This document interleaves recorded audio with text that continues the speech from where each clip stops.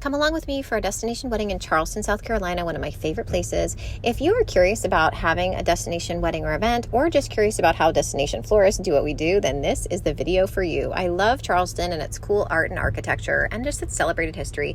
This was our studio before we loaded everything up. The color palette for this one was so pretty in pastel, pinks, purples, yellows. Look at that Cosmo. That was actually from a local flower farm. So I'm thrilled when we can source locally as well as work with our wholesalers for these destination events. Then we hit the road. 5 hours later, we got to the French Huguenot Church, which is absolutely incredible. I'm obsessed with this place. This is where the ceremony was. My floral assistant, Jaya, took amazing, very editorial photographs of the architecture because she was just as obsessed as I was. Then we started placing the flowers at the front stoop, and then also in the incredible space of the church, the front ceremony altar area, where we had 2 large arrangements there, again in that pastel hue with beautiful kind of chiffon ribbons flowing down.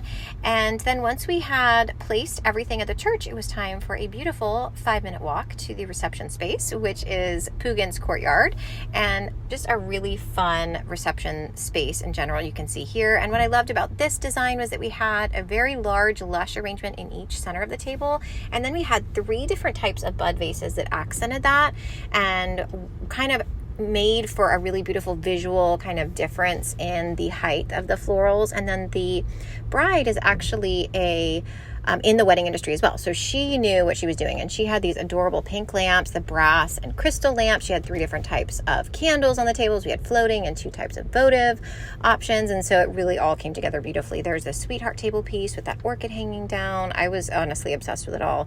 And then after setup, it was time to do a little bit more sightseeing. So we went around downtown and got to view some more pretty parks and architecture. We were in heaven. And after a while that evening, it was time to pack it all in and get ready to travel back home the next day. So I hope this gave you a little insight into what it's like being a traveling florist.